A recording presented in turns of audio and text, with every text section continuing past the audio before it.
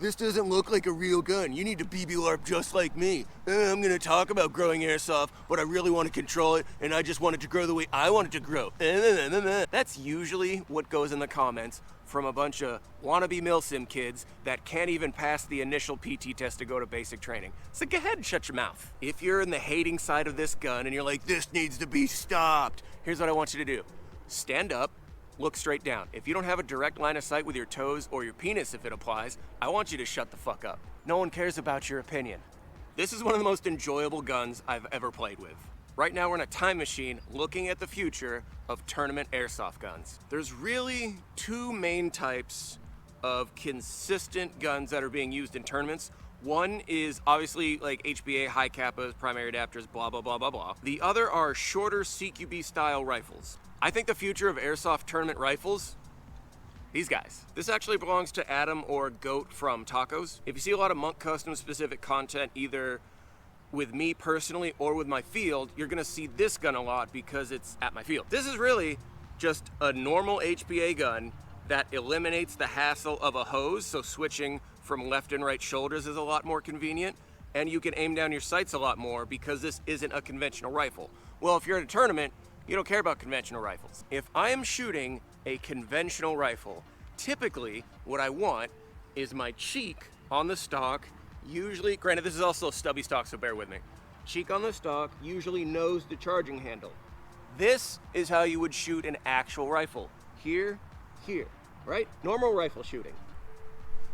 You wouldn't really use this in a tournament though. When I wear a dye or any kind of full face mask, it gets a little bit harder because I have now all this space added to my cheek and my jawline. So I can't get the same precise cheek well that I would want with a normal conventional rifle. I'm not a paintballer. I don't actually think I've ever played paintball, but if you look at the efficiency of how they're holding their markers, it's the same setup. Let's take the standard rifle shooting principles and apply it to this. Obviously I don't have a stock, but I have a tank that acts as a stock that I put into my shoulder. Right here. Now, I need some sort of sight picture or natural aiming point. The reason I can get a good sight picture is because I don't have the stock inhibiting my cheek or my jawline. So I can get right behind my sights, even though it doesn't have sights. Look at that. Look at how lined up the barrel is with my eyes. This is a perfect sight picture. I cannot get this same sight picture with a conventional rifle with a stock. Now we go back to a regular rifle. Freedom. Here I have my traditional sight picture, my traditional setup, cheek, nose to charging handle, the whole thing, right?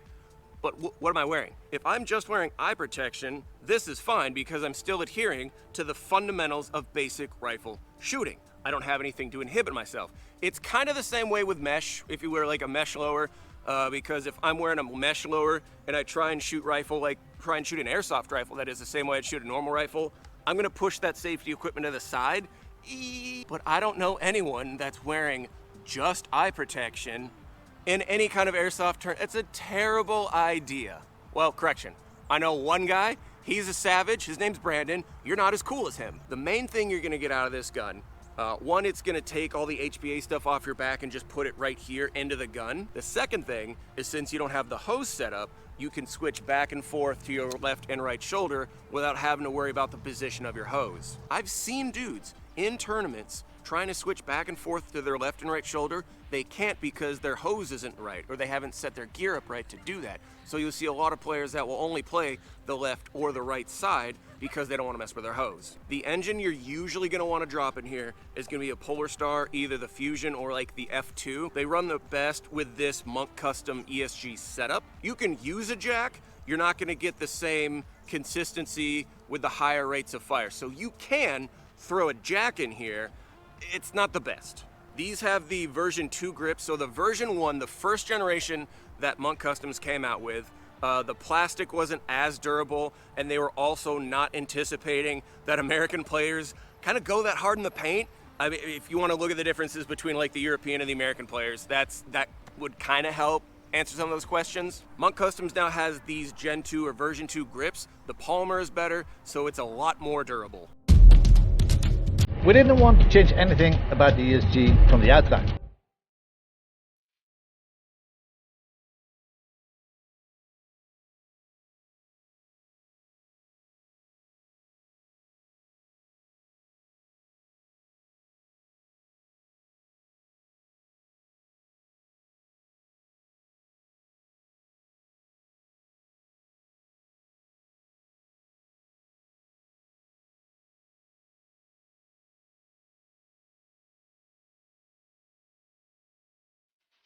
Okay, for the final test. You've got two basic purchasing options. Soon, Monk's gonna be upgrading their website so you could order the gun in its entirety ready to go with some customizable options, or you can just buy the grip itself and attach it to whatever current airsoft gun you have. As long as you have an M4 lower that will accept Gen 2 gearboxes, you can transfer this grip into that gun, but it has to be set up for a Gen 2 gearbox. Personally, I've seen more kids go towards the G&G route because they're super available everywhere. They're lighter and they're plastic, so it's not necessarily like what's the best. I've seen more players use G&G style lowers because they're lighter, they're cheaper, and they're everywhere. Everyone has one, bro. This one that Adam runs is metal. It's a metal upper and lower. I don't know who the original manufacturer of this is. It might be in-house. I have no idea. Because this is such a minimalistic gun, even with a completely metal upper and lower, this thing's still really light. Right now they have two configurations. They have one for obviously the M4 platform. They have another for the ARP9 platform as well. If you have an ARP9, you can convert it into the Monk custom style ESG gun. The hop-up inside is just a regular max hop-up. The inner is a Prometheus inner. It's got a max speed trigger. Ta-da!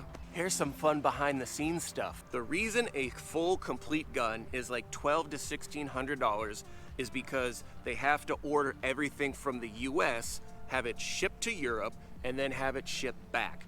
That's why the cost is jacked through the roof right now. Someone, I'm not saying who, but someone in the US is pairing with Monk Customs. What that will enable Monk Customs to do with a US-based partner is drive the cost of the gun down. They can do that because they don't have to keep shipping stuff back and forth and incurring that cost onto you. They do have a US-based sales rep. They are in the process of signing a field on. At the time of this video, I know who it is. I don't think I'm at liberty to say because I don't think Monk wants to drop that information yet until probably some other forms are signed. I don't know. I know who it is.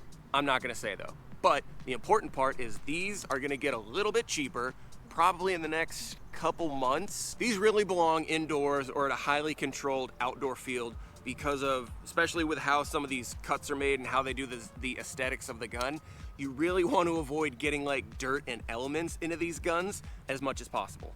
I'm gonna go to some sort of milsim style event next year. I'm gonna take one of these guns just to troll people because I think it's funny. Caber, who the f*** are you, nerd?